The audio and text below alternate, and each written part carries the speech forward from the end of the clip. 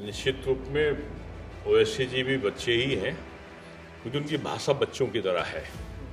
बच्चों में अगर समझ थोड़ी कम होती है, ओवैसी जी में मुझे लग रहा है वो बच्चे की तरह लूडो ज़्यादा खेल रहे हैं आजकल, सांप सीढ़ी का खेल।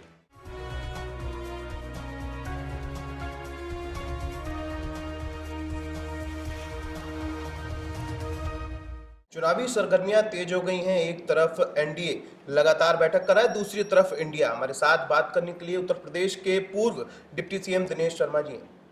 सर, देखिए, चुनाव तो आएगा तो सभी लोग स्वतंत्र हैं लोकतांत्रिक परंपराओं में कि अपने अपने दल का प्रचार करें, लेकिन प्रश्न ये उठता है कि जो पुराना यूपीए था वो कहाँ भाग गया।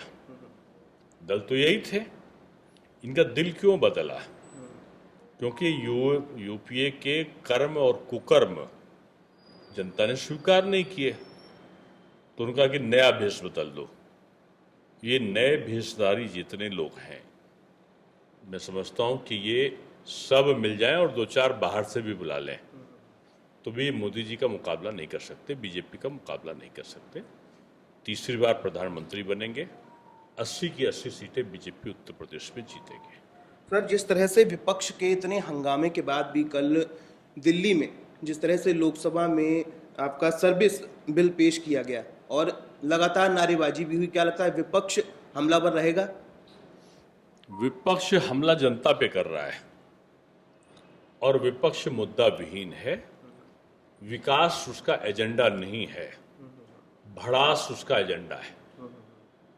हार की भड़ास, असफलता की भड़ास, मोदी जी ज़्यादा काम कर रहे हैं उसकी भड़ास। वो जितना चिल्लाएंगे उतना ही उनकी सीटें कम होती जाएंगी। ओवैसी कह रहे हैं कि ये आर्टिकल 123 का उल्लंघन है और जो सर्विस बिल पास हुआ है इसको बच्चों का खेल लूडो और चेस बता रहे हैं।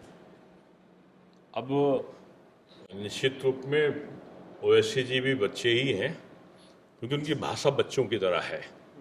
बच्चों में अगर समझ थोड़ी कम होती है, ओवैसी जी में मुझे लग रहा है वो बच्चे की तरह लूडो ज़्यादा खेल रहे हैं आजकल, सांप सीढ़ी का खेल। जब शीला जी के समय नहीं किया और बीजेपी के लोगों के समय नहीं किया, तो अब करने क्या जरूरत है? उनके वहाँ के जो अजय माकन हैं, जो उनके कांग्रेस के सबसे बड़े नेता हैं दिल्ली के, उनका बयान है। तो मैं समझता हूँ कि कांग्रेस में मतभेद है और स्वार्थवश वो आम आदमी पार्टी से समझौता कर रहे हैं। सर, एक आखिरी प्रश्न है कि अगर जिस तरह से मणिपुर का मामला हुआ, पूरा देश जिससे दहल गया, अगर आपके नज़रिए से देखें, अगर संसद में आप होते, क्या आवाज़ उठाते आप इस मामले को लेकर? मैं बहुत जोर से आवाज़ उठाता। बंगाल की भी 12 दिन रहा हूँ बंगाल, वीरभूम, मालदा, ये मथुरापुर, ये दक्षिण परगना, इनकी हालात मैंने देखी। वर्धमान, खुलेआम महिलाओं से खुलेआम घर से उठा लेते हैं, खुलेआम पुरुषों की हत्या बमों को मार के कर देते हैं, खुलेआम जाके घर को लूट लेंगे और जला देंगे। वहां की घटना की भी चर्चा होनी चाहिए। तो सर, एक घटना की चर्चा, मणिपुर गंभीर मुद्दा है, उसकी भी चर्चा हो, लेकिन राजस्थान में जो क्या हो रहा है, ये टुकड़े टुकड़े वाले गैंग की भी चर्चा हो, सर से कलम कर दें उसकी भी चर्चा हो, और जो महिलाओं के अत्याचार का सबसे बड़ा जो नंबर 1 मिला है वो राजस्थान, उसमें भी चर्चा हो। बिहार में खुलेआम जो महिलाओं के साथ वीडियो वायरल हो रहे हैं गंदगी के, उस पर भी चर्चा हो ना। एक ही जगह आप एक जगह चर्चा कराओगे बीजेपी सरकार है, और दूसरी जगह इसलिए नहीं कराओगे वहां कांग्रेस की सरकार या दूसरी की सरकार है। इसे कैसे चलेगा? नहीं तो सर, अगर इसमें आप आवाज़ उठाते भी तो संजय सिंह जो आपके सांसद हैं, उन्होंने आवाज़ उठाई, उनको सत्र से बाहर कर दिया गया, तो क्या लगता है उनको साथ गलत हुआ, सही हुआ? पहली बात तो राजनीति के क्षेत्र पे कोई बहुत उनका रोल नहीं है। बीजेपी को बदनाम करो, मैं समझता हूँ कि अब बीजेपी को बदनाम करने का भी कोई लाभ नहीं है। ओम प्रकाश राजभर जी और तमाम सपा के नेता जिस तरह से आए हैं, इससे लाभ होगा? बीजेपी लाभ और हानि की दृष्टि से काम नहीं करती। बीजेपी की एक रीति नीति सिद्धांत है।